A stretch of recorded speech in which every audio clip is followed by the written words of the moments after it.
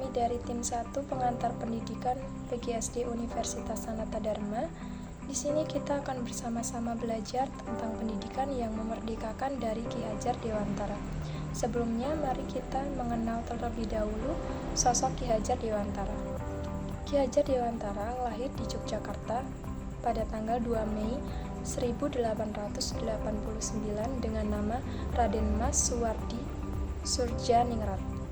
Beliau meninggal dunia pada tanggal 26 April 1959 di rumahnya Mamuju, Yogyakarta. Beliau berprofesi sebagai aktivis penggerak kemerdekaan Indonesia, kolumnis, politisi, penulis, pelopor pendidikan bagi kaum pribumi Indonesia pada zaman penjajahan Belanda, dan wartawan di beberapa surat kabar seperti Sediotomo, Midden Java, The Express, Utusan Hindia, Kaum Muda, Cahaya Timur, dan Pusara. Beliau juga memiliki karya seperti buku, yang pertama tentang pendidikan, yang kedua tentang kebudayaan, yang ketiga tentang politik dan kemasyarakatan, dan yang keempat tentang riwayat dan perjuangan hidup penulis. Selanjutnya terdapat konsep utama tentang pendidikan sebagai pemerdekaan dari Ki Hajar Dewantara. Konsep pendidikan Ki Hajar Dewantara adalah pendidikan yang memerdekakan. Pendidikan yang memerdekakan adalah suatu proses pendidikan yang meletakkan unsur kebebasan peserta didik untuk mengatur dirinya sendiri, bertumbuh serta berkembang menurut kodratnya secara lahiriah dan batiniah. Tujuannya adalah mendidik anak yang akan menjadi manusia yang merdeka batinnya, merdeka pikirannya, dan merdeka tenaganya. Pemikiran Ki Hajar Dewantara sangat sesuai dengan tantangan zaman, juga dengan konteks kita saat ini, yaitu untuk mewujudkan sebuah pendidikan yang memerdekakan, pendidikan yang memanusiakan, dan berpihak pada murid. Konsep ini termaktub dalam 3 semboyan dalam bahasa Jawa, yaitu Ing Ngarsa Suntulodo, Ing Madya Mangunkarso, Tutwuri Handayani. Artinya, di depan memberi contoh, di tengah memberi inspirasi, dan di belakang memberi dorongan. Dan yang sekarang masuk ke konsep penjelasan. Pada bagian A, proses pemerdekaan itu harus melalui perjuangan menjadi bangsa yang merdeka dan mandiri. Yang pertama, manusia merdeka. Ki Hajar Dewantara memaknai manusia merdeka adalah individu yang mampu berkembang secara utuh sesuai kodratnya, menghargai dirinya sendiri, dan juga menghargai manusia lain. Yang kedua, manusia mandiri. Kemandirian berarti tidak bergantung pada pihak lain. Bangsa yang merdeka tidak hanya bebas dari penjajah, tetapi juga harus mampu berdiri di atas kakinya sendiri, mampu memenuhi kebutuhannya sendiri, dan tidak mudah didikte oleh bangsa lain. Jadi, pemerdekaan yang dicita-citakan oleh Ki Hajar Dewantara adalah proses menuju dan pasca kemerdekaan yang harus diisi dengan pendidikan untuk melahirkan insan yang merdeka secara lahir dan batin, serta mandiri dalam aspek kehidupan. Selanjutnya terdapat cara mendidik yang dilakukan oleh penjajah menguntungkan kaum penjajah. Pada zaman dahulu, penjajah menggunakan pendidikan sebagai alat untuk mempengaruhi dan mengendalikan masyarakat yang mereka kuasai. Mereka sering merancang kurikulum yang menekankan nilai-nilai, bahasa, dan budaya penjajah, serta menyaring informasi yang bisa merongrong kekuasaan mereka.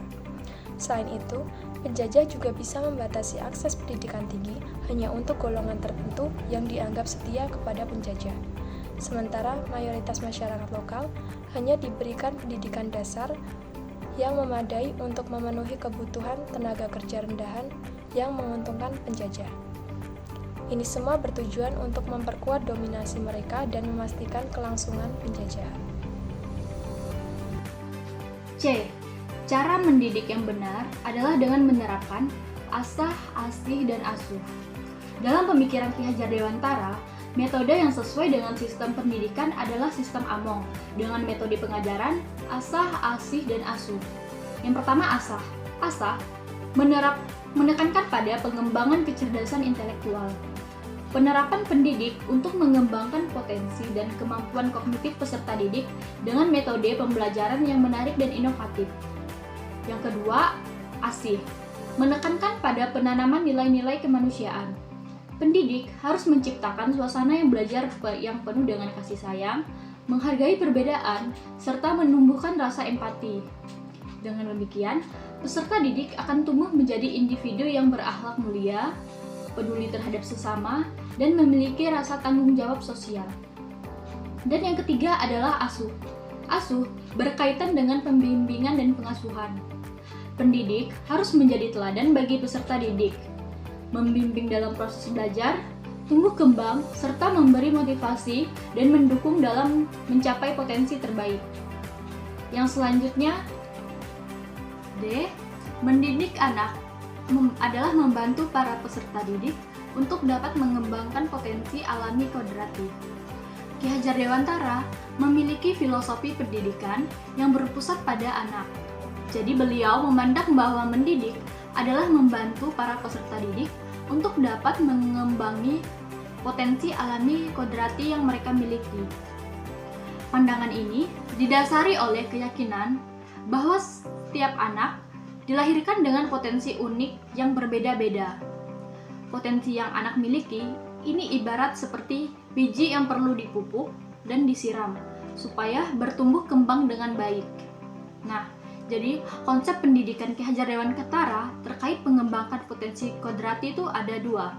Yang pertama, kodrat alam, yaitu potensi bawaan sejak lahir seperti bakat, minat, dan kemampuan fisik. Dan yang kedua ada kodrat zaman. Ini merupakan tuntunan dan kebutuhan zaman. Jadi, sebagai seorang pendidik harus membantu peserta didik mengembangkan potensinya sesuai dengan bakat dan minatnya, serta membekali dengan pengetahuan serta keterampilan yang sesuai dengan zamannya.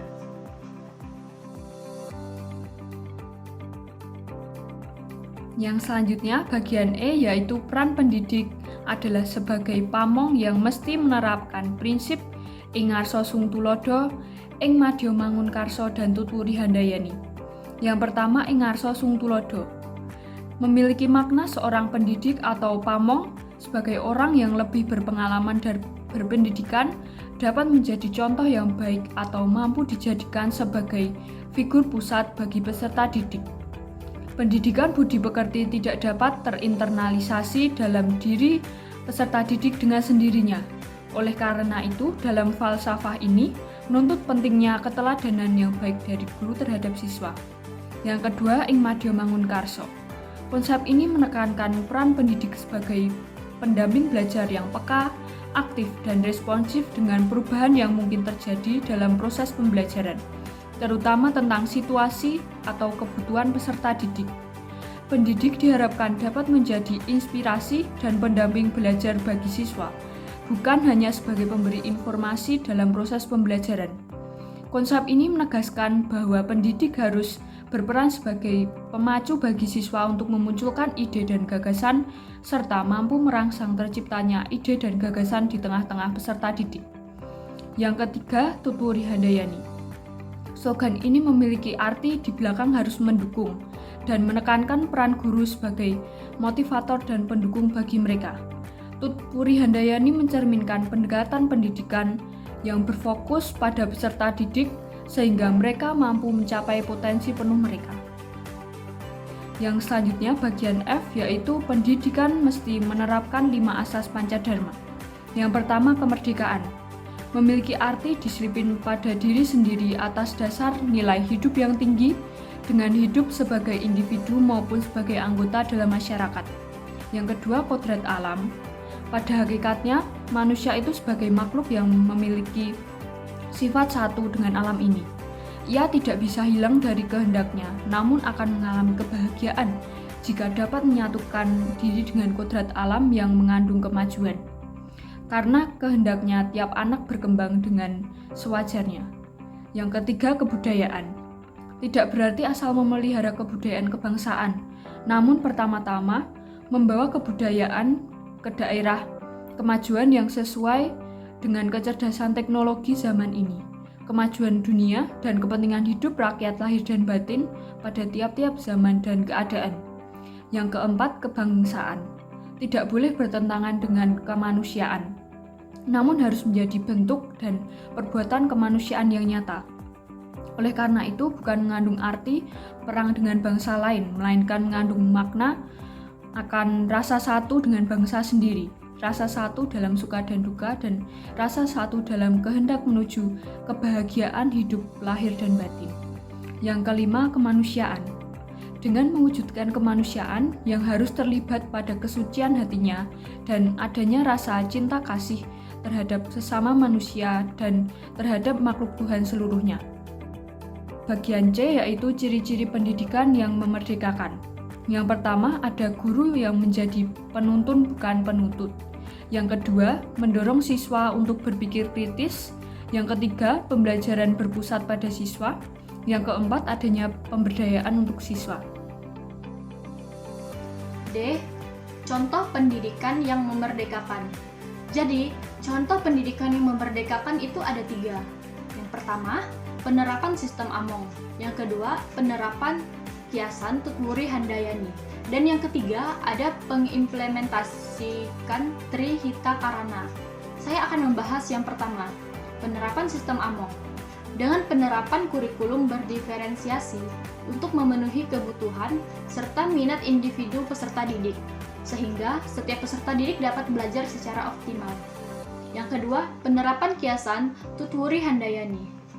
Guru sebagai pembimbing peserta didik untuk berkembang secara holistik, baik dengan segi intelektual, emosional, dan sosial.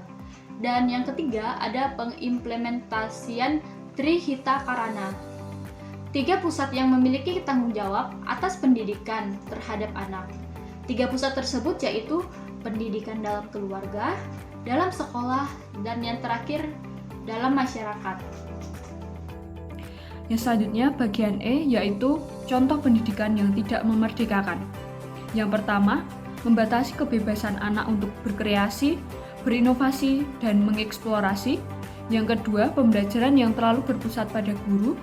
Yang ketiga, membiarkan siswa menjadi pasif dan individualis dalam pembelajaran. Nah, selanjutnya ini adalah beberapa sumber yang kami gunakan untuk membuat materi ini.